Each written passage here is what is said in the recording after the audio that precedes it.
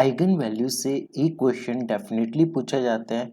तो इस क्वेश्चन में आपके पास ट्रांसफॉर्मेशन दी हुई है R cube to R cube और एक ट्रांसफॉर्मेशन इस फॉर्म की है। आपको सारी आइगन वैल्यूज निकालनी है और बेसिस निकालना है हर आइगन स्पेस का, basis of each eigen space.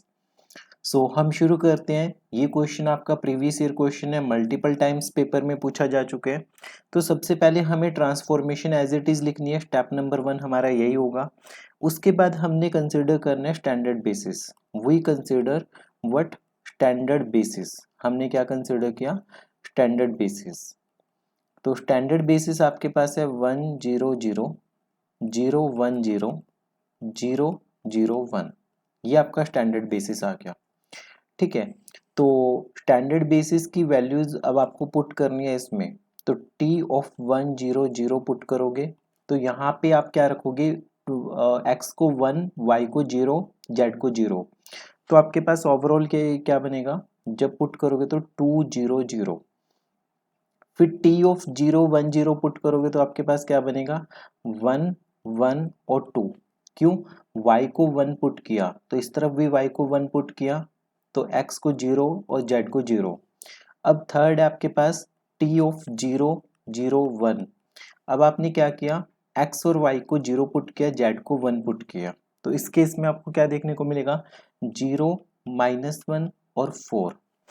तो हमें पता है कि आइगन वैल्यूज एक मैट्रिक्स की निकालेंगे। सबसे पहले ट्रांसफॉर्मेशन के कॉरस्पॉन्डिंग हमने एक मैट्रिक्स फाइंड आउट कर ली। तो हम ए मैट्रिक्स लिख रहे हैं। मैट्रिक्स किसकी है? ट्रांसफॉर्मेशन की, with respect to basis B. तो ये आपके पास क्या आ जाएगी? 2 0 0 1 1 2 0 -1 4। ये जो आपके पास वेक्टर्स आए थे इन्हें आपने 2 0 0 1 1 2 0 -1 4। हमेशा इसे कॉलम बनाना होता है, इसे एज अ रो नहीं लिखते, हम एज अ कॉलम लिखेंगे। तो आपके पास यहाँ से ए मैट्रिक्स बन गई। उसके बाद हम कैरेक्टरिस्टिक पॉलिनोमियल निकालेंगे। Let characteristic polynomial. तो कैरेक्टरिस्टिक पॉलिनोमियल का हमें पता है क्या वो होता है? a माइनस लैम्डा आई का डिटर्मिनेंट हम 0 के इक्वल पुट करेंगे। तो यहाँ से 2 minus lambda 1 0 0 1 minus lambda -1 0 2 4 minus lambda equal to 0। तो ये इसके इक्वल आ गया आपके पास। अब आपको कंप्लीटली क्या करना है? इसका डिटर्मिनेंट सॉल्व करना है। सॉल्व करते हैं। Determinant 2 minus lambda bracket 1 minus lambda 2 -1 4 minus lambda. जब आपने कॉलम 1 के अलोंग सॉल्व करना शुरू किया, कॉलम 1 के अलोंग सॉल्व करना शुरू किया तो ये वाला एलिमेंट आ गया और इसके कॉरस्पॉन्डिंगली छोटू वाली मैट्रिक्स। तो इसका डिटर्मिनेंट किसके इक्वल आएगा? 2 minus lambda then 1 minus lambda into 4 minus lambda plus 2 equal to 0। ठीक है, तो नेक्स्ट स्टेप में क्या लिखोगे? 2 माइनस लैम्डा, ये बनेगा lambda square minus 5 lambda plus 4 plus 2 equal to 0। तो बेसिक सी इक्वेशन है, जब आप इसे सॉल्व करोगे तो आपके पास बनेगा -5 लैम्डा प्लस 6 इक्वल टू 0। यहाँ से हमने -1 कॉमन निकाल लिया, -1 से दोनों तरफ मल्टीप्लाई कर दिया तो इसे हम लैम्डा -2 लिख सकते हैं। तो फाइनली जो इसके फैक्टर्स आएंगे वो lambda -2 lambda -2 lambda -3 equal to 0 आ गए। तो बड़ी इंटरेस्टिंग चीज़ है। ठीक है कि ये 3 आइगन वैल्यूज निकल के आपके पास, उनमें से 2 रिपीट कर रही हैं। ठीक है, ये दोनों रिपीट कर रही हैं। तो हम लिखेंगे कि आइगन वैल्यूज कितनी आ गई आपके पास? आइगन वैल्यूज आ गई 2 एंड 3 आ गई, 2 2 एंड 3। क्वेश्चन के स्टार्टिंग में देखो क्या दिया हुआ था कि सारी की सारी आइगन वैल्यूज निकालो। तो आपका एक पार्ट तो कंप्लीट हो गया। अब आपको आइगन स्पेस निकालने हैं, मतलब कि जो आइगन वेक्टर्स होते हैं वो निकालने हैं। तो सबसे पहले लैम्डा को 2 पुट कर दो। जो आपके पास ये मैट्रिक्स थी ना a माइनस लैम्डा आई, इसमें लैम्डा को 2 पुट करना है। तो लैम्डा को 2 पुट करके आपके पास आएगा। सबसे पहले हम लिखेंगे कि eigen space corresponding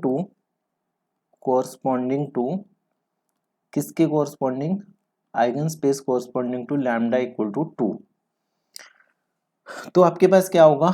a minus 2i into X equal to 0। तो जो भी मैट्रिक्स थी आपके पास a माइनस 2i, तो इस वाली मैट्रिक्स में आपने क्या करना है, लैम्डा को 2 पुट कर दो, तो 0 0 0 आएगा, 1 माइनस 1 2 आएगा।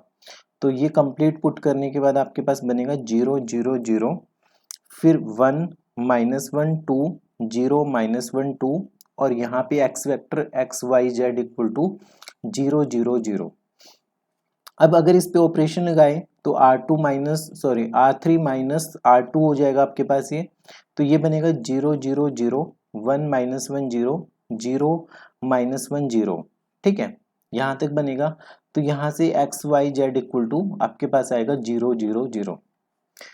सो फाइनली यहाँ से क्या कंक्लूजन निकलेगा आपके पास, जब आप इस रो को इस कॉलम से मल्टीप्लाई करोगे तो आपके पास आ जाएगा y की वैल्यू 0 के बराबर, और जब सेकंड रो को मल्टीप्लाई करोगे तो आपके पास आएगा minus Y minus Z equal to 0। तो यहाँ से z की वैल्यू भी 0 आ जाएगी, पर x का कुछ अता पता नहीं है, तो x कुछ भी हो सकते हैं, x कैन बी एनीथिंग। तो x आपके पास मान लेते हैं कि 1 है, तो जो ये वेक्टर बनेगा एक्स वाई जेड वो क्या बना आपके पास, वो बना 1 0 0।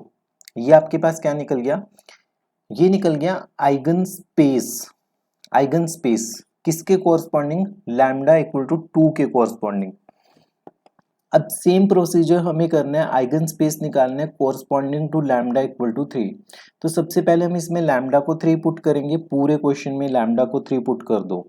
तो नेक्स्ट स्टेप है हमारे पास, स्पेस भी हमारे पास खत्म होने वाली है, पेपर में आपको स्पेस का भी ध्यान में रखना है। तो eigen space corresponding to lambda equal to 3, lambda equal to 3 के कोरस्पॉन्डिंग आइगन स्पेस। तो सबसे पहले क्या हो जाएगा, a minus 3i into X equal to 0 बनेगा आपके पास। अब जितनी भी वैल्यूज है उसमें लैम्डा को 3 पुट करके आपके पास बनेगा माइनस 1 0 0, 1 माइनस 2 2, 0 माइनस 1 1, और ये बनेगा आपके पास एक्स वाई जेड, और ये बनेगा आपके पास 0 0 0।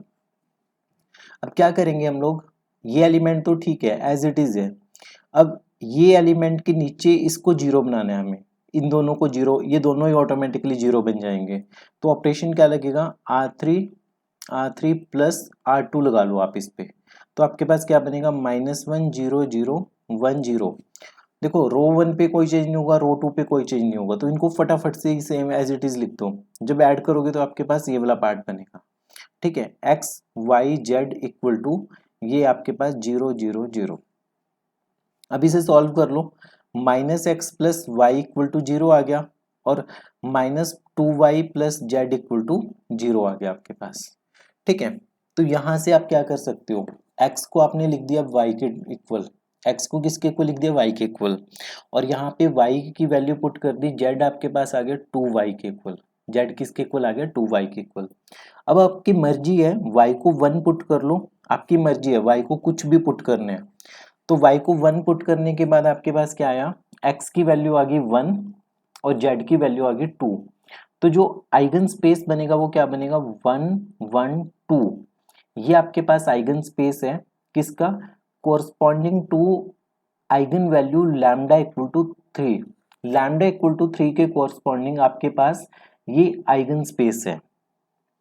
ठीक है, तो इस तरीके से ये कंप्लीट क्वेश्चन होगा, 3 नंबर का आएगा। तो सबसे पहले मैट्रिक्स बनानी है, स्टेप नंबर 1 आपका ये होगा। स्टेप नंबर 2 होगा कि आइगन वैल्यूज फाइंड आउट कर लेनी है। स्टेप नंबर 3 है कि आइगन वेक्टर्स निकालने हैं लैम्डा इक्वल टू 3 के कोरस्पॉन्डिंग, और आइगन वेक्टर निकालने हैं लैम्डा इक्वल टू 3 के कोरस्पॉन्डिंग।